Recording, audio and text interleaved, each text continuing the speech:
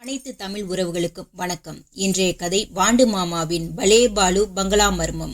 வாங்க கதைக்கு போகலாம். அவன் பெயர் பாலு. உங்களுக்கெல்லாம் தெரிந்த அதே பாலுதான். ஆனால் பலே பாலுவா இன்னும் அவன் புகழ் பெறவில்லை. புகழ் வரவில்லையே தவிர அவனுக்குள்ள திறமை, சாமர்த்தியம், தைரியம் எங்கும் போய்விடவில்லை. இந்த ஊரில் இருந்துதான் பட்டணத்துக்கு அவன் அப்பா மாற்றலாகி போனார்.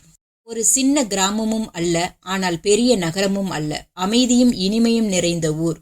பாலு படிக்க வேண்டிய பள்ளி மற்றும் 3 மைல்களுக்கு அப்பால் இருந்தது. ஏனென்றால் அவன் அப்பா அவனை கான்வென்ட் பள்ளியில் சேர்த்திருந்தார். அம்மாதிரி பள்ளி இந்த ஊரில் இல்லை. ஆகவே தினமும் பாலு சைக்கிளில் தான் பள்ளிக்கூடத்துக்கு போவான். அன்றும் அப்படிதான். புத்தக மூட்டையை கேரியரில் வைத்துக்கொண்டு தண்ணீர் புட்டியை தோல் வழியே மார்பின் குறுக்கே மாட்டிக்கொண்டு கிளம்பினான். மம்மி, நான் போயிட்டு வரேன் என்று கூறியபடி ஜிவ்வென்று சைக்கிளில் ஏறி அமர்ந்து வெர்ரென்று பறந்தான் பாலு. சாயந்தரம் சீக்கிரமா வெந்துடு, ஊர் சுத்திட்டு வராதே என்று அவன் அம்மா கூறியபோது அவன் காதில் விழாத தூரத்துக்கு அவன் போய்விட்டான். பாலுவுக்கு சைக்கிள் சவாரி என்றால் அல்வாவை விழுங்குவது போலாயிற்றே. அந்த ஊர்கோடியில் மதகு பாலம். அதை கடந்துதான் பாலு போயாக வேண்டும். இன்னும் அந்த மதகு பாலத்துக்கு பாலு வரவில்லை. அந்த பாலத்தின் மதகுச்சுவர் மீது பாலு வயதுடைய ஒரு பையன் சாய்ந்தபடி நின்றான். அவன் உடையும் தோற்றமும் அவன் ஏழை, அனாதை என்பதை அறிவித்தன. ஓடி வந்த களைப்பில் அவன் மார்பு ஏறி ஏறி இறங்கி கொண்டிருந்தது. உடம்பெல்லாம் வியர்வை வழிந்தது. இனி என்னால் ஓட முடியாது, பசி வயிற்றை இழுத்து பிடித்துக்கிட்டது என்று தனக்குள்ளே சொல்லிக்கொண்டான் அந்த பையன். அழுக்கு சட்டையால் முகத்து வேர்வையை துடைத்து கொண்டு நிமிர்ந்தவன் தூரத்தில் ஒரு ரேக்லா ரேஸ் கனவேகமாக வருவதை பார்த்து விடுகிறான். அவன் பார்வையில் மிரட்சி, பீதி, உடலில் ஒரு பரபரப்பு. வண்டி நெருங்கிவிட்டது. ரேக்லா குதிரை மின்னல் வேகத்தில் பாய்ந்து வந்து கொண்டிருக்கிறது. நான் உன்னிடம் மாட்டிக்கொள்ள மாட்டேன் என்று தனக்குள் கூறிக்கொண்டே மதகு மேல் ஏறினான் கந்தன். ஆம், அந்த பையன் பெயர் கந்தன். கந்தன் மதகு மீது ஏறிவதை ரேக்லார் வண்டியில் வரும் மனிதன் பார்த்துவிட்டான். ஏய் பயலை, நில்லு, தண்ணிலே குதிக்காதே என்று கத்தியபடியே குதிரையை இழுத்து நிறுத்திவிட்டு மதகு மீது ஓடி வந்தான். ஆனால் கந்தன் தாமதிக்கவில்லை. தொபீர் என்று ஆற்றில் குதித்தே விட்டான். டேய், உனக்கு நீந்த தெரியாது, மரியாதையா கரைக்கு ஏறி வந்துவிடு என்று மதகு சுவர் மீதாக எட்டி பார்த்தபடி கூவினான் வண்டியில் வந்த மாமன். வண்டியில் வந்த மாணிக்கம். அவன் வயது 50க்கு மேலிருக்கும். ஒரு காலத்தில் கட்டுமஸ்தான உடலாக இருந்திருக்கும். இன்று தளர்ந்து போயிருந்தது. முகத்தில் கொடூரம், அதை எடுத்து காட்டும் கொடுவால் மீசை. சிங்கத்தின் பிடரி போன்ற கிராப் உடலை மூடிய ஒரு பனியன். முண்டாவிலே சிவப்பு கயிற்றில் ஒரு தாயத்து. முட்டுக்கு மேலே தூக்கி கட்டிய மல்லி வேட்டி. இடுப்பில் மணி பிரஸ் வைத்த அகலமான பெல்ட். இதுதான் மாணிக்கம். அந்த பையன் கந்தனின் மாமா. மாணிக்கத்தின் கூச்சலுக்கு கந்தன் மூச்சு விடவே இல்லை. மூச்சு விடவும் முடியவில்லை கந்தனால். அவனுக்கு நீந்த தெரியாது. ஆகவே காலை கையை உதைத்து கொண்டு தட்டு தடிமாறி மூழ்கி மேலே வந்து தத்தளித்தான். தண்ணீரை குடித்து விடாதபடி மூச்சு கட்டினான். நல்ல வேளையாக ஆற்றின் நடுவே எதற்காகவோ ஒரு மரத்தை நட்டிருந்தார்களோ அல்லது நடு ஆற்றில் வளர்ந்திருந்த ஒரு மரம் பட்டு போய் அப்படியே மொட்டையாக நின்றதோ தெரியவில்லை. எப்படியானாலும் கந்தனை முழுக விடாமல் காப்பாற்ற அங்கு அப்படி ஒரு பட்ட மரம் நின்று கொண்டிருந்தது. அவனும் அதை தழுவிக்கொண்டு கழுத்தளவு நீரிலே குளிரிலே நடுங்கியபடி நின்று கொண்டிருந்தான். மாணிக்கம் மதகின் மீதிருந்து வந்துவிடு என்று கத்துக்கொண்டிருந்தான். கந்தனை பிடித்து கொண்டு வர நீரில் குதிக்கவில்லை. அவன் புது பனியன் நனைந்துவிடும் என்பதனாலவோ அல்லது மாணிக்கத்துக்கு நீச்சல் தெரியாது என்பதனாலவோ அவன் குதிக்கவில்லை. இந்த சமயத்தில் தான் கிணிங் கிணிங் என்று தனது ஸ்பிரிங் மணியில் ஒலி எழுப்பியபடி அங்கு வந்தான் பாலு. மாணிக்கத்தின் கத்தலை கேட்டான். என்ன சமாசாரம் என்று கேட்டபடி சைக்கிளை விட்டு இறங்கினான் பாலு. அதோ தண்ணீரில பாரு ஒரு பய, அவனுக்கு நீந்த தெரியாது என்றான் மாணிக்கம் கந்தனை சுட்டிக்காட்டி. இவ்வளவுதானே, நீங்கள் என் சைக்கிளை பார்த்துக்குங்க, இதோ ஒரு நிமிஷத்துல உங்க பையனை கொண்டு வந்து சேர்க்கிறேன் என்று சட்டையை கூட கலற்றாமல் தொபுக்கடி என்று மதகின் மீது ஏறி நீருக்குள் டைவடித்து குதித்தான் பாலு. நீச்சல் என்றால் பாய்ச்சல் குதிரை மாறி போவான் பாலு. நீந்து கொண்டே, தம்பி பயப்படாதே, அப்படியே அந்த கம்பத்தை கெட்டியாக புடிச்சுக்கோ, நான் வரேன் என்று கூவினான் பாலு. ஆனால் கந்தனோ அவன் சொன்னதற்கு மாறாக தன் பிடியை தளர்த்தி கொண்டு அவனிடமிருந்து தப்பி ஓடும் நோக்கத்துடன் தண்ணீரில் மிதக்கலானான். பாலுவிற்கு கந்தனின் செய்ய விழைப்பளித்தாலும் கை மாறி போட்டு 2 எட்டில் அவன் தலைமுடியை பற்றி அவனை பிடித்து கொண்டான். என்னை விட்டுடு, நான் அந்த மனுஷங்கிட்ட இருந்து எப்படியாவது தம்பிச்சு போகணும்னு நினைக்கிறேன். என்னை காப்பாத்தி அவர்கிட்டயே கொண்டு போகாது, என்னை விட்டுடு என்று திமிரி துடைத்தான் கந்தன். பாலுவிற்கு வியப்பான வியப்பு. இதில் ஏதோ மர்மம் இருக்கிறது போலயே என்று உணர்ந்தான் பாலு. சரி சரி, நான் உன்னை அவர்கிட்ட கூட்டிட்டு போகல, ஆனா உன்னை தண்ணிலேருந்து காப்பாத்தி அந்த கரைக்கு கொண்டு போய் சேர்க்கிறேன், அதுவும் கூடாதா என்று கேட்டான் பாலு. தற்கொலை செய்து கொள்வது கந்தனின் நோக்கமில்லை. ஆகவே பாலுவின் வேண்டுகோளுக்கு சம்மதித்தான். அவனை நீருக்குள் மேலாக இருக்கும்படி வைத்துக்கொண்டு நீந்தி மறுபக்கத்து கரையில் ஏறினான் பாலு. மதையின் மீதிருந்த கொடுவால் மீசை மாணிக்கம், பயல்களா டேய், எங்கிட்டிருந்து தப்பிக்க முடியாது, வந்துடுங்க என்று கூச்சல் போட்டு கொண்டிருப்பது போல லேசாக கேட்டது. கரையேறிய கந்தன் பாலுவிற்கு நன்றி கூறினான். நீந்த தெரியாத என்னை இந்த இக்கட்டிலிருந்து காப்பாத்தினதுக்கு ரொம்ப நன்றி. நான் அந்த மனிதனிடமிருந்து தப்பியாக வேண்டும், நான் வருகிறேன் என்று பரபரத்தான் அவன். அவரிடமிருந்து நீ ஏன் கதை கேட்டுக்கிட்டு இருந்தா உன்னை துரத்தி வரும் அவர்கிட்ட மாட்டிப்ப. ஆனால் இப்போ நீ ஓடினாலும் முன்னாலே அவரிடமிருந்து தப்ப முடியாது. நான் செய்வது சரியோ தப்போ அது இப்போ எனக்கு தெரியாது. உனக்கு உதவணும்னு மட்டும் என் மன நினைக்குது. என்னை பின்தொடர்ந்து வா என்று ஈர உடையுடன் ஓடினான் பாலு. ஆற்றின் மறுகரையில் அடர்ந்த காடு இருந்தது. அதில் குன்றும் மலையும் கல்லும் கட்டியும் புதரும் உண்டு. பொழுது போகாத நேரத்தில் சாகச செயல்களையும் கதைகளையும் நிறைய படித்திருக்கும் பாலு அதே ஆர்வத்தில் நண்பர்களோடு இங்கு அடிக்கடி சுற்றி இருக்கான். அப்போது இரு மலைப்பாறைகளுக்கு நடுவே குகை போன்று ஒரு மறைவிடம் இருப்பதை பார்த்து வைத்திருந்தான். அங்குதான் இப்போது கந்தனுடன் ஓடினான் பாலு. அதை காட்டுக்குள் யார் கண்ணிலும் படாமல் ஒளிந்து கொள்ளக்கூடிய இடம் அது. நனைந்த உடைகளை பிழிந்து பாறை மீது உலர்த்தி கொண்டே பாலு, இன்று நான் பள்ளிக்கூடம் போவாதது உன்னால் தடைபட்டு விட்டது. அதற்கு ஈடு செய்வது போல உன்னிடமிருந்து ஒரு நல்ல கதையை எதிர்பார்க்கிறேன். அவர் யார்? அவரிடமிருந்து நீ ஏன் ஓடிப்போக விரும்புகிறாய் என்பதை இப்போதாவது கூறலாம் அல்லவா என்று கேட்டான். கந்தன் தன் கதையை கூறினான். எனக்கு நினைவு தெரிந்த பிறகு நான் என் அப்பாவை அதிகம் பார்த்ததில்லை. எனக்கு அம்மாதான் எல்லாம். அப்பா எப்போதாவது திடீரென்று ஒரு நாள் வருவார், சில நாள் எங்களுடன் இருப்பார், பிறகு எங்கேயோ போய்விடுவார். அம்மானா எனக்கு உயிர். அவளிடம் அப்பாவை பற்றி கேட்டால் விவரமாக ஏதும் கூற மாட்டாள். கண்ணீர் மட்டும் வழியும். அம்மா அழுவதை என்னால் தாங்க முடியாது. ஆகவே நான் அவளை ஏதும் கேட்க மாட்டேன். ஒரு நாள் என் அருமை அம்மா திடீரென்று இறந்து போனாள். என் அப்பா என்னை, நீ பாலத்தில் பார்த்தாயே ஒரு மனிதர், அவரிடம் கூட்டி வந்து இனி இவர்தான் உனக்கு எல்லாம், இங்குதான் நீ வாழ வேண்டும் என்று கூறி என்னை அவரிடம் விட்டுவிட்டு போய்விட்டார். அதன் பிறகு என் அப்பாவை நான் பார்க்கவே இல்லை. இந்த மனிதர் என் மாமா. என் அம்மா உயிரோடு இருந்தபோது நான் இவரை பார்த்ததே இல்லை. இவர் பெயர் மாணிக்கம். என்ன தொழில் செய்கிறார், எப்படி சம்பாதிக்கிறார் என்று தெரியாது. ஆனால் இவரிடம் நிறைய பணம் புழங்கியது. யார் யாரோ இவரை தேடி வருவார்கள், ரகசியமாய் பேசுவார்கள், சிரிப்பார்கள், குடிப்பார்கள். எனக்கென்னவோ அவர்களின் பேச்சையும் நடத்தையும் பிடிக்கவே இல்லை. இயற்கைக்கு மாறான நியாயமில்லாத வழிகளை கையாண்டு வாழ்கிறார்கள் என்று மட்டும் தோன்றியது. என் மாமாவை எனக்கு பிடிக்கவில்லை. ஆனால் அவருக்கோ என்னை விட மனமில்லை. நானோ அனாதை. என்னிடம் நிறைய வேலை வாங்கினார். என் வயதிற்கும் என் சக்திக்கும் மேலான வேலைகளை எனக்கு அளித்தார். ஆனால் பசியார உணவு தரமாட்டார். என்னை தன் அடிமையாகவும் அதற்கும் கேவலமாகவும் நினைத்து நடத்திய அவரிடம் என்னால் வாழ முடியாது.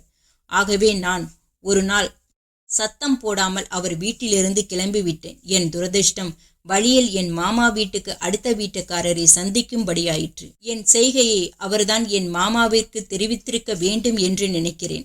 என்னை துரத்தியபடி அவரது லேக்லா வண்டி வந்தது. தற்செயலான நிகழ்ச்சி அல்ல. நல்ல வேளை, உன் உதவி கிடைத்தது. நரகத்திலிருந்து விடுதலை பெற்றேன் என்று தன் கதையை முடித்தான் கந்தன். அது சரி, உன் மாமா சட்டத்துக்கு புறம்பான காரியங்களில் ஈடுபட்டிருக்கிறார் என்றால் அதை நீ போலீசுக்கு தெரிவிக்கலாமே என்று கேட்டான் பாலு. முடியாது. அவரை குற்றவாளி என்று நிரூபிக்க என்னிடம் எவ்வித ஆதாரமும் கிடையாது. தவிரவும் அவர் என்னுடைய சொந்த மாமா என்றான் கந்தன். ஓஹோ, சரி.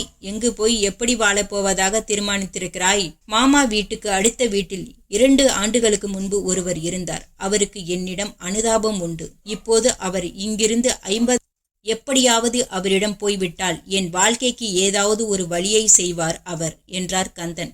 என்னால் முடிந்த உதவியை உனக்கு செய்கிறேன், கவலைப்படாதே என்றான் பாலு. கந்தனுக்கு உதவுவதாக முடிவு செய்த பாலு அந்த மறைவிடத்திலிருந்து அவனை அழைத்து கொண்டு கிளம்பினான். பள்ளிக்கு போகும் வழியில் ஒரு பெரிய பங்களா இருந்தது. பழங்காலத்தது. எந்த ஜமீன்தாருடையதோ, ஆனால் இன்று பாழடைந்த நிலையில் ஊருக்கு வெளியே ஒதுக்குப்புறமாக இருந்தது. தினமும் அதை தாண்டி கொண்டுதான் பாலு பள்ளிக்கு போவான். அடர்ந்து வளர்ந்து கிடந்த பெரிய தோப்பின் நடுவே இருந்தது அந்த மாளிகை.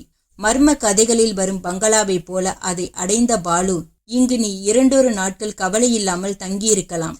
இந்த பங்களாவில் இப்போது யாரும் இல்லை. உன் மாமா உன்னை தேடி அலுத்து போய் நீ கிடைப்பாய் என்ற எண்ணத்தை கைவிடும் வரையில் நீ இங்கு இருக்கலாம். நான் உனக்கு பசிக்கு உணவு கொண்டு வந்து தருகிறேன் என்றான். கந்தன் பாலுவை கட்டிக்கொண்டான். அவன் கண்கள் கலங்கின. பாலு, என் அம்மாவுக்கு பிறகு இப்படி ஒரு அன்பை உன்னிடம்தான் அனுபவிக்கிறேன். எனக்காக நீ எவ்வளவு சிரமப்படுகிறாய் என்றான். நான் இருட்டிய பிறகு உணவோடு வந்து உன்னை சந்திக்கிறேன். இப்போது நான் ஸ்கூலுக்கு ஓடியாக வேண்டும். என் சைக்கிள் அந்த பாலத்தின் மேல் இருக்கும்.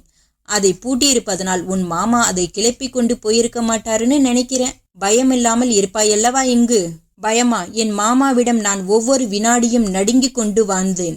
அதை விட எவ்வளவோ மேல் என்று உற்சாகமாய் கந்தன் கூறவே பாலு விடைபெற்று கொண்டான். கந்தன் அந்த பெரிய பங்களாவை அதிசயமாக பார்த்தான். எத்தனை பெரிய கட்டிடம் இப்ப பாழடைந்து கிடக்கிறதே.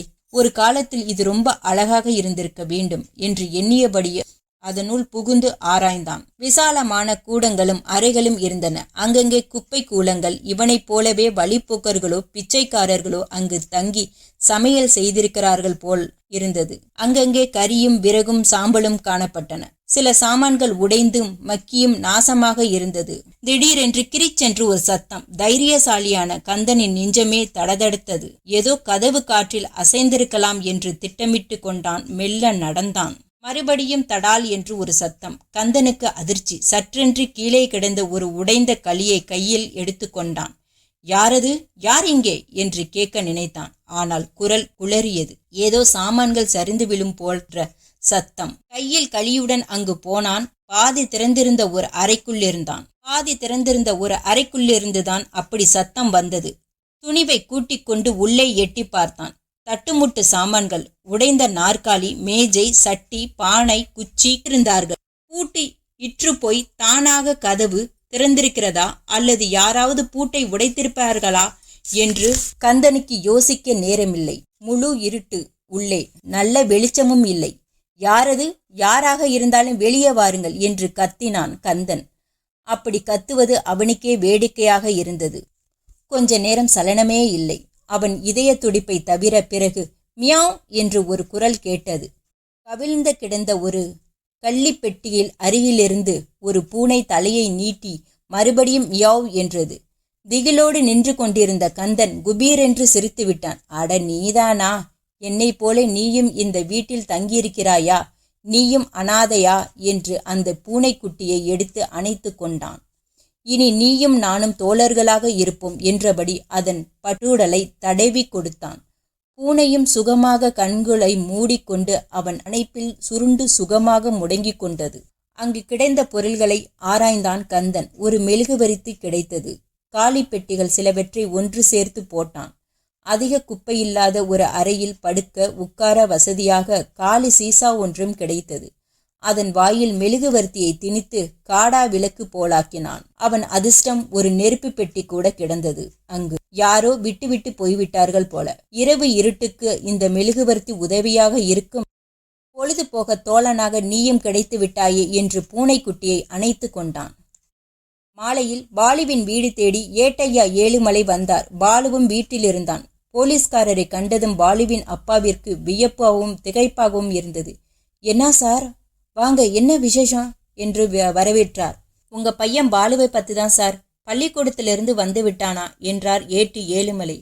இருக்கிறாரே, என்ன விஷயம்? ஏ பாலு என்று குரல் கொடுத்தார் அவங்க அப்பா. எங்களுக்கு ஒரு கம்ப்ளைண்ட் வந்திருக்கு சார். தம்பி வீட்டை விட்டு ஓடி போக முயற்சி செய்த பையனுக்கு உதவி செய்தானா? அவன் மாமா கம்ப்ளைண்ட் கொடுத்திருக்காரு சார். அது விஷயமா பையனை நேரா விசாரிச்சுட்டு போகலான்னு தான் சார் வந்தேன் என்றார் ஏட்டையா. பாலுவின் அப்பா மௌனமாக தன் பார்வையாலேயே பாலுவை இதெல்லாம் என்ன என்று கேட்டார். அப்பாவின் கோபமான பார்வையை பார்த்த பாலு அன்று காலையில் நடந்த கதையெல்லாம் ஒலிக்காமல் கூறினான். அந்த பையனை அவர் ரொம்ப கொடுமைப்படுத்தியிருக்கார். பசிக்கு கூட உணவு தருவதில்லையாம். அவன் தன் கதையை கூறியதை கேட்க ரொம்ப பரிதாபமாக இருந்தது. ரொம்ப கஷ்டமாக இருந்தது. அவன் மாமா ரொம்ப பொல்லாதவராம். அதனாலே நான் அவனுக்கு ஹெல்ப் பண்ணினேன்பா. பாலுவின் விளக்கத்தினால் திருப்தி அடைந்த ஏட் ஆகவே அந்த பையனை நீ அந்த பாலடைஞ்சில பங்களால விட்டுட்டு ஸ்கூலுக்கு போயிட்ட. அவன் 50 மைலுக்குள்ள அப்பாலுள்ள யாரோ தெரிஞ்சவர்கிட்ட போக போறதா சொன்னானாக்கும். அப்படிதானே தம்பி என்றார். ஆமாம் சார், அவன் அவரை தேடிதான் போயிருப்பான் என்றார் பாலு. அவர்களிடம் விடை பெற்று கொண்டார். இருட்டி கொஞ்சம் நேரமாயிற்று. துணிச்சல்கார பாலு தன்னை நம்பிக்கொண்டு பசியோடு காத்திருக்கும் கந்தனை சந்திக்க தயாரானான்.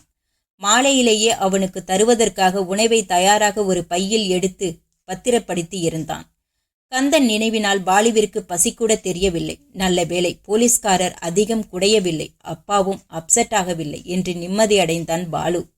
அப்பா, நாளைக்கு டெஸ்ட். நாங்க 2-3 பேரா சேர்ந்து படிக்க போறோம்.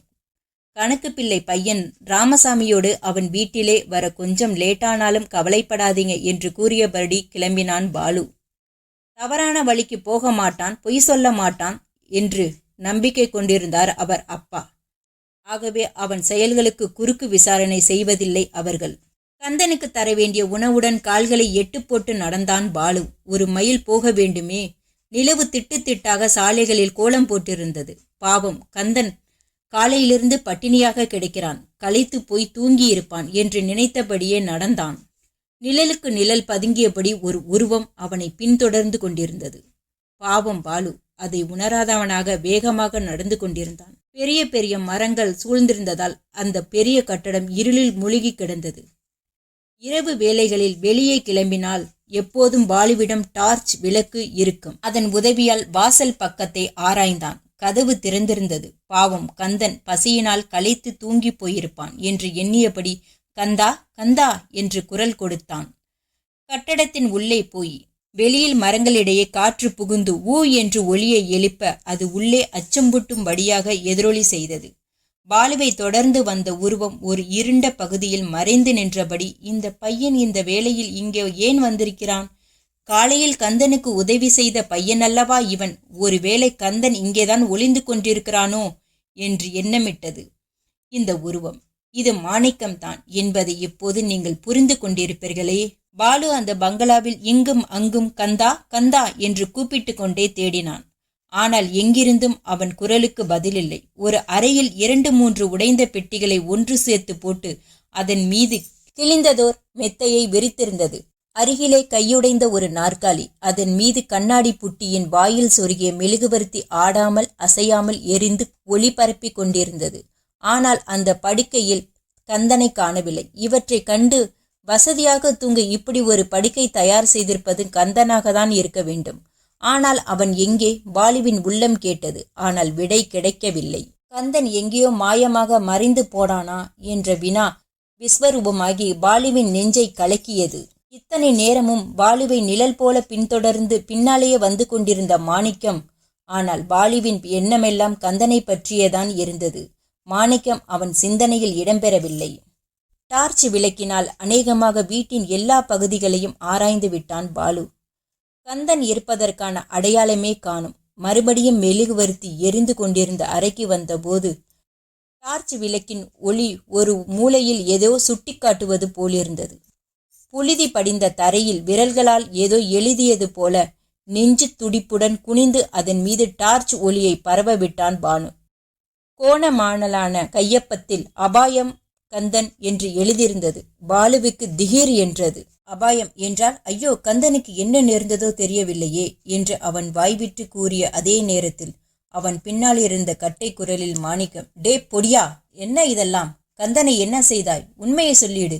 இல்லை, நான் ரொம்ப பொல்லாதவனாக இருப்பேன் என்றான். கந்தன் காணாததை விட அங்கு மாணிக்கத்தை கண்ட பாலுவு பகீர் என்றது. என்னை பின்தொடர்ந்ததல்லவா வந்திருக்கிறான் என்று திடுக்கிட்டவன் மறுவினாடியே சமாளித்து கொண்டு, இந்தாயா, உன் மிரட்டலெல்லாம் எங்கிட்ட வச்சுக்காத என்றான். அந்த அப்பாவி கந்தன் என்று நினைச்சியா என்றான் பாலு அவனுக்கே உரிய துணிச்சலுடன். மாணிக்கம் தன் கொடுவால் மீசையை முறுக்கியபடி, என்னடா துள்ற பொடிப்பயலே, இப்ப மரியாதைய கந்தன் பைய எங்க இருக்கான்னு சொல்லிடு என்று முன்னால் வந்தான் மாணிக்கம். பாலு சற்றென்று கீழே கிடந்த ஒரு உடைந்த நாற்காலியின் காலை கையில் எடுத்துக்கொண்டான் தற்காப்புக்காக. என் மேலே கை வச்ச விஷயமே வேறா போயிடும். அப்புறம் போலீஸுக்குத்தான் நீ பதில் சொல்ல வேண்டியிருக்கும். கந்தன் இங்கேதான் இருப்பதாக சொன்னான். ஆனால் இப்போ இங்கே இல்லை. இதோ கீழே பாருங்க என்று புழுதியில் எழுதியிருப்பதை காண்பித்தான். எனக்கு இதெல்லாம் படிக்க தெரியாது, நீ சொல்லு என்றான் மாணிக்கம். அபாயம் கந்தன் அப்படின்னு எழுதியிருக்கான் கந்தன். அப்படின்னா என்ன அபாயம்? இந்த பாலடைஞ்ச வீட்டுல அவனுக்கு யார் என்ன செஞ்சிருப்பாங்க? அதெல்லாம் எனக்கு தெரியாது. கந்தனுக்கோ ஏதோ ஆபத்து. அவனை காப்பாத்தி உதவ நான் ஆட்களை இங்கே கூட்டிட்டு வர போறேன் என்று கிளம்பினான் பாலு. தாவி பிடிக்க ஓடி வந்தான் மாணிக்கம். டே பொடியா, உதவி கிதவி எதுவானாலும் அதை கவனிக்கத்தான் நான் இருக்கேன். இங்கே புரிஞ்சுதா? நீ எங்கேயோ போகக்கூடாது. கந்தனை என்னிடம் இருந்து கடத்திக்கிட்டு போன உனக்கு தகுந்த மரியாதை கிடைக்கும். பாலு அவன் கையில சிக்குவானா? கையிலிருந்த உடைந்த களியை மாணிக்கத்தின் முட்டியை நோக்கி வீசினான். தடுமாறி இடைவெளிக்குள் அந்த அறையை விட்டு வெளியேறினான் பாலு. ஆனால் மாணிக்கம் சுதாரித்து கொண்டு பின்னால் ஓடி வர சற்றென்று உடைந்து கவிழ்ந்து கிடந்த ஒரு ஓட்டை நாற்காலியை தூக்கி தலைக்கு மேல் சுழற்றி மாணிக்கத்தை நோக்கி வீசினான். திரைப்படத்தில் வரும் வில்லன்களை கதாநாயகன் தாக்குவது போல மிகவும் கச்சிதமாக மாணிக்கத்தை தாக்கினான் பாலு. பாலுவுக்கு இப்போது தானே அப்படியே செயல்படுவது போல ஒரு மகிழ்ச்சி. பாலுவின் குறி மாணிக்கத்தின் மார்பல் தாக்கவே அவன் அம்மாடி என்று தலைக்குப்புற கவிழ்ந்து விழுந்தான். பாலு அந்த கட்டடத்தை விட்டு இருளில் ஓடி மறைந்தான். ஓடிக்கொண்டிருக்கும் போதே அவன் எண்ணமும் ஓடியது. மாணிக்கம் கந்தனை நான் நாடி அங்கு வரவில்லை. அந்த கட்டடத்துக்கு வேறோ ஏதோ காரணத்திற்காக வந்திருக்கிறான். என்னை கண்டதும் சாதுரியமாக பேசுகிறான். இல்லாவிட்டால் உதவிக்கு வெளியாட்களை நான் அழைத்து வருவதை அவன் விரும்பாமல் என்னை தடுத்து நிறுத்த முயற்சிப்பானா? எதற்கும் நான் உடனே ஏட்டையாவை பார்க்க வேண்டும். மாலையில் நான் கூறியதற்கு இப்போது நடந்துள்ளதற்கும் என்னை அவர் குற்றம் சாட்டினாலும் கந்தனுக்கு ஏதோ அபாயம். அதிலிருந்து அவனை காப்பாற்ற நான் உண்மையை கூறி போலீசின் உதவியை நாடத்தான் வேண்டும். ஓடிக்கொண்டே இதை முடிவுக்கு வந்தான் பாலு. ஏட்டு ஏழுமலையின் வீட்டு கதவை தட்டினான் பாலு. போலீஸ் ஸ்டேஷனுக்கு போவதை விட ஏட்டையாவிடம் போய் விஷயத்தை கூறுவதையே விரும்பினான். டியூட்டியிலிருந்து திரும்பி வந்த ஏழுமலை உணவை முடித்து கொண்டு அப்போதுதான் படுக்க ஆயத்தமாக இருந்தார். கதவு தட்டப்பட்டவே திறந்தார். அதற்கு பாலுவை கண்டதும் அவர் கண்கள் வியப்பில் மலர்ந்தன. என்ன தம்பி இந்த நேரத்துல என்றார் ஏட்டு.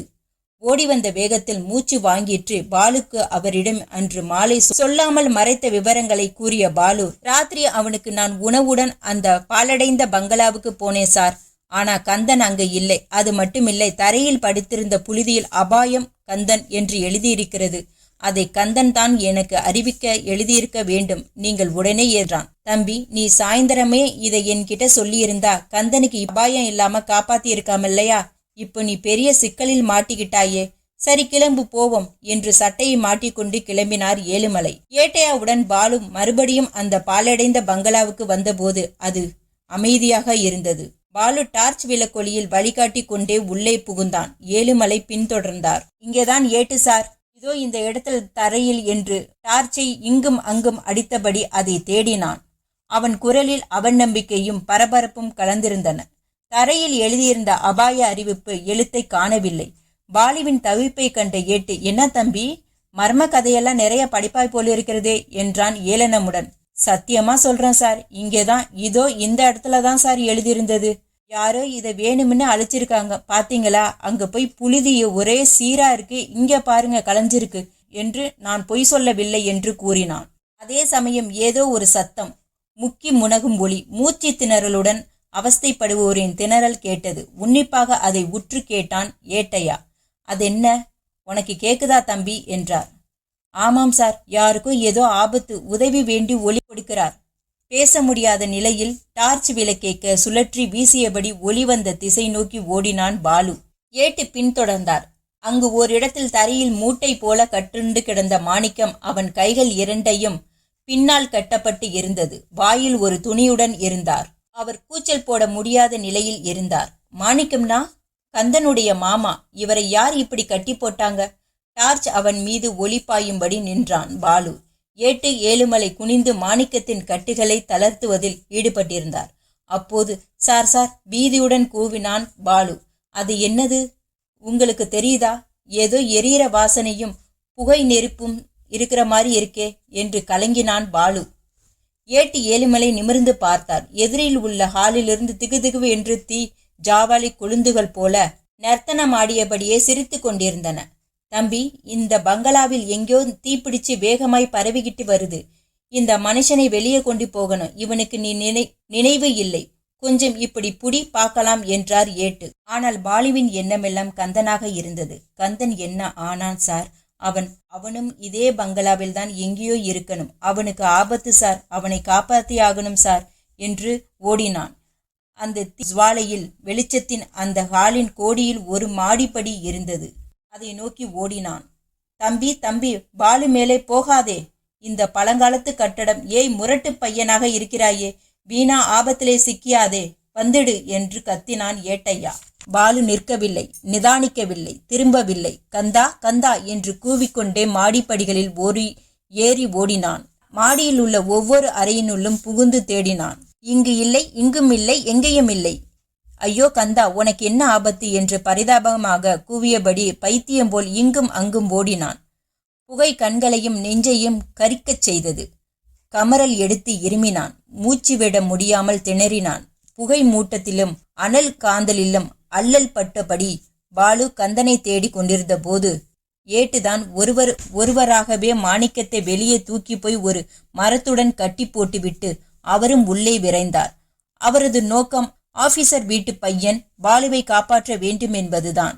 அதே மாடிப்படிகளில் ஏறி அவர் மேலே போவதற்குள் கீழ்ப்பகுதியில் தீ பயங்கரமாக பரவி எல்லாவற்றையும் கபலீகரம் செய்து கொண்டிருந்தது. பாலுவின் தவிப்பும் தேடலும் வீண் போகவில்லை.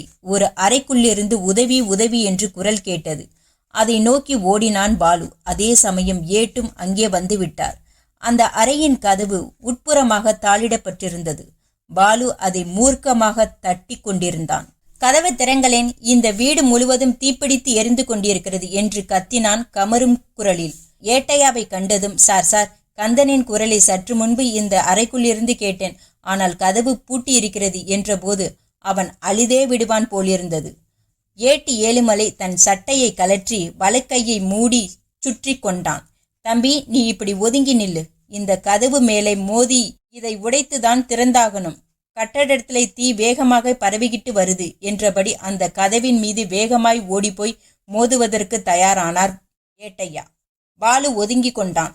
மூன்றாவது மோதலில் கதவு முறிந்து உள்புறமாக விழுந்தது. உள்ளே ஒரு மேஜையின் முன்னால் ஒருவர் உட்கார்ந்திருந்தார். ஒரு நாற்காலியோடு சேர்த்து கயிற்றினால் கட்டப்பட்டிருந்தான் கந்தன். மேஜை மீது குளுக்கோஸ் பிஸ்கட் அளவில் வரிசையாக அடுக்கப்பட்டிருந்த தங்க கட்டிகள் பளபளத்து கொண்டிருந்தன. உள்ளே நுழைந்த ஏட்டை கண்ட அந்த மனிதர், நீ போலீஸ் ஹெட் கான்ஸ்டபிள் தானே என்று கேட்டார். ஆமாம். என்னை உங்களுக்கு எப்படி தெரியும்? நீங்க யார்? இந்த பையனை ஏன் இப்படி கட்டி போட்டிருக்கீங்க? நீ கேட்கும் வேகத்துக்கு என்னாலே பதில் சொல்ல முடியாது. நான் எதிர்பார்த்தது வேற ஆளே. கீழே ஒருத்தனை கட்டி போட்டிருக்கேன். அவனுடைய கூட்டாளியை தான் இங்கே எதிர்பார்த்தேன். ஆனால் நீ வந்தது நல்லதாய் போச்சு என்றவரிடம் ஏழுமலை இடைமறித்தார். இதற்குள் பாலு கந்தனின் கட்டுகளை அவிழ்க்கப் போனான். தம்பி, என் உத்தரவில்லாமல் ஏன் அவன் கட்டுகளை அவிழ்க்க போறே என்று கடிந்து கொண்டார். உடனே சார், எனக்கு எல்லாமே ஒரே மர்மமாக இருக்கு. எது எப்படினாலும் இந்த கட்டடம் தீப்பிடிச்சுக்கிட்டு இருக்கு, வேகமா பரவிக்கிட்டு வருது. நாம எல்லோரும் இங்கிருந்து தப்பியாகணும் என்றார் ஏட்டையா. ஐயா, நிஜமா? அடடே, இதுவும் அந்த பயலின் வேலையாகத்தான் இருக்கும். ஹெட் கான்ஸ்டபிள், நான் யார் என்பதை மாத்திரம் சொல்றேன். பிரபல கடத்தல்காரர்களை வளைத்து பிடிக்கும் விசேஷ போலீஸ் படையின் அதிகாரிகளுள் ஒருவன் நான். இந்த பாலடைந்த பங்களா கள்ளக்கடத்தல் காரியத்துக்கு பயன்படும் கேந்திரமா இருந்து வருவதை அறிந்து கள்ளக்கடத்தக்காரர்களை வேட்டையாட வந்து, இதோ இந்த பைக்குள் தங்க கட்டிகளை அள்ளி போடு, நாம் வெளியேறலாம் என்று பரபரத்தார். மாடிப்படி வழியே இறங்கி வெளியேற முடியாதுங்க, கீழே எல்லாம் பயங்கர தீ பரவிட்டது என்று ஏட்டு ஜன்னல் வழியே எட்டி பார்த்தார். நல்ல வேளை, இதோ ஜன்னல் கிட்டே ஒரு வேப்ப மரம் தலைஞ்சிருக்கு. நாம் இது வழியாகத்தான் கீழே இறங்கி ஆகணும். தம்பி பாலு என்று கூப்பிட்டார். இதற்குள் கந்தனை விடுதலை செய்திருந்தான் பாலு. மூலையில் பதுங்கியிருந்த பூனைக்கட்டி மியாவ் என்று குரல் கொடுத்தபடி கந்தனின் காலடியில் வந்து உராய்ந்து கொண்டு நின்றது. உன்னை விட்டுட்டு போக மாட்டேன், கவலைப்படாதே என்று அதை தூக்கி அதனையும் எடுத்து கொண்டான் கந்தன். ஏழுமலை பாலுவை ஜன்னல் வழியே வேப்ப மரத்துக்கு தாவி அதன் வழியே கீழே இறங்க முடியுமா என்று கேட்டார். நீங்க கவலைப்படாதீங்க சார், நான் மட்டுமில்ல, கந்தனையும் கூட நான் பத்திரமாய் கீழே கொண்டு போய் சேர்த்துடுறேன் என்று கூறியபடி பாலு வெகுவாக லாபகமாக வேப்ப மரத்தில் தொத்தி கொண்டான். கந்தனுக்கு தன்னோடு இறங்க உதவினான். ஏட்டும் அந்த அதிகாரியும் தங்க கட்டிகளுடன் அதே மரத்தின் வழியாக கீழே இறங்கினார்கள். இதற்குள் அக்கம் பக்கத்து கிராமத்தில் உள்ளவர்கள் சொக்கப்பனை போல தீ எரியும் வெளிச்சம் கண்டு அதை அணைப்பதற்கு வந்து கூடினார்கள். வேறு சிலர் ஓடி போய் தீ அணைக்கும் என்ஜினுடன் வந்தார்கள். அந்த பெரிய தீயை அணைப்பதில் அத்தனை பேரும் மும்முரமாக ஈடுபட்டிருந்த போது ஏட்டிடம் கடத்தல் வேட்டையாட வந்த அதிகாரி விலக்கி கொண்டிருந்தார். இப்போது மாணிக்கத்துக்கு நினைவு திரும்பியிருந்தது. அவனை சுட்டிக்காட்டி, இந்த மனிதனும் இன்னொருவனும் வெளிநாட்டிலிருந்து கடத்தி வரப்படும் பொருள்களை வாங்கி அதை குறிப்பிட்ட நபர்களுக்கு ஒப்படைக்கும் காரியத்தை இந்த பாழடைந்த வீட்டை கேந்திரமாக வைத்து கொண்டு செய்கிறார்கள் என்று எங்களுக்கு தகவல் வந்தது. நான் மாறு வேஷத்தில் இந்த மாணிக்கத்தை கண்காணித்தேன். இவனும் இந்த பையனையும் பார்த்திருக்கிறேன். இவர்களுடைய காரியத்துக்கு இந்த பையன் உதவி செய்கிறவன் என்று முடிவோடு தான் இந்த நிமிஷம் வரை நான் இருந்து வந்தேன். அதனால்தான் இந்த வீட்டில் பதுங்கி இருந்து இவனை கண்டதும் கட்டி போட்டேன். இங்கு பதுக்கப்பட்டிருந்த தங்க கட்டிகளை முன்பே கைப்பற்றி விட்டேன். இதை அப்புறப்படுத்த மாணிக்கமும் அவன் கூட்டாளியும் வருவார்கள். அப்போது அவர்களை மடக்கி போடவே மறந்திருந்தேன். எதிர்பார்த்தபடியே மாணிக்கம் வந்தான். அதற்கு முன்பே நான் இந்த பையனை கட்டி போட்டு விட்டேன். இப்போது பாலு இடையிலேயே பேசினான். அப்போ மாணிக்கம், என்னை பின்தொடர்ந்து தற்செயலாக நிகழ்ந்ததானா? தங்க கட்டிகளை இங்கிருந்து எடுத்து போய் விற்பதற்காக இங்கு வந்திருக்கிறான். ஆமாம், மாணிக்கத்தை கட்டி போட்டுவிட்டு அவன் கூட்டாளியின் வருகையை எதிர்பார்த்து கொண்டிருந்த போதுதான் நீங்கள் வந்தீர்கள். ஆனால் கூட்டாளி தப்பிவிட்டான். இந்த வீட்டுக்கு தீ வைத்தது அவனாகத்தான் இருக்க வேண்டும். மாணிக்கம் சிக்கிவிட்டதை எப்படியோ அறிந்து கொண்டு விட்டான் அவன். இந்த வீட்டுக்கே தீ வைத்து எல்லாவற்றையும் அழிக்க முனைந்திருக்கிறான் என்று பேசிக்கொண்டே வந்தவர், தூரத்தில் தீயின் ஒளியில் கூட்டத்தில் யாரோ பார்த்துவிட்டு, அதோ அதோ நான் நினைத்தபடியே மாணிக்கத்தின் கூட்டாளி நிற்கிறான் என்று மின்னலென ஓடினார். அதே சமயத்தில் தீயை தீவிரமாக அணைப்பதில் ஈடுபட்டிருந்த கூட்டத்தில் வேடிக்கை பார்த்து கொண்டிருந்த ஒரு மனிதன் தன்னை நோக்கி ஓடி வரும் போலீஸ் அதிகாரியை பார்த்துவிட்டு தலை தெறிக்க ஓடினான். ஆனால் அவன் துரதிர்ஷ்டம், தீயணைக்கும் படையினர் தண்ணீர் குழாயை டியூபை எதேச்சையாக இழுக்கவே அவன் கால் தவறி குப்புரை விழுந்து விட்டான். அதுபோதுமே கடத்தல் வேட்டை அதிகாரிக்கு அவனை கோழி குஞ்சியை குள்ளநரி அமுக்குவது போல அமுக்கிவிட்டார். அவனை கண்ட கந்தன், இந்த மனிதரை நான் என் மாமாவுடன் அடிக்கடி பார்த்திருக்கிறேன் என்றான். தம்பி, நீ ஆரம்பத்திலேயே என்னிடம் முழு உண்மையையும் சொல்லாதது தப்பு. ஆனாலும் இந்த கடத்தல்காரர்களை பிடிக்கிறதுக்கு உன் செயல் பயன்பட்டதனாலே உன்னை மன்னிச்சு விட வேண்டியதுதான் என்றார் ஏட்டு ஏழுமலை பாலுவை பார்த்து. பாலுவின் சாகசம் பற்றி அந்த ஊரில் பேசாதவர்கள் இல்லை. போலீஸ் இலாக்காவை அவன் தைரியத்தையும் துணிச்சலையும் சமயோதிய புத்தியையும் பாராட்டி கௌரவித்து கான்வென்டில் அவனை ஹீரோவாக்கி விட்டார்கள். கந்தன், அவன் துன்பம் அகன்றது. மாணிக்கம் சிறைக்கு சென்று விட்டான். மறுபடியும் கந்தன் அனாதையானான். ஆனால் அவனுக்கு வாழ்வளிக்கும் முயற்சியை பாலுவின் அப்பா மேற்கொண்டார். படிக்க வேண்டுமென்ற ஆர்வமுள்ள அவனை ஒரு கருணை இல்லத்துக்கு சிபாரிசு செய்து சேர்த்து விட்டார். இப்போது அவன் பசிக்கு வயிறார உணவும் அறிவுக்கு படிப்பும் கிடைத்து வருகின்றன. பாலுவை அவன் மறக்கவே இல்லை, மறக்கவும் மாட்டான். அடிக்கடி பாலுவும் கந்தனும் சந்தித்துக் கொள்வார்கள். சுபம். இந்த கதை உங்களுக்கு பிடிச்சிருந்ததுன்னா லைக் பண்ணுங்க, ஷேர் பண்ணுங்க, சப்ஸ்கிரைப் பண்ணுங்க. தேங்க்யூ.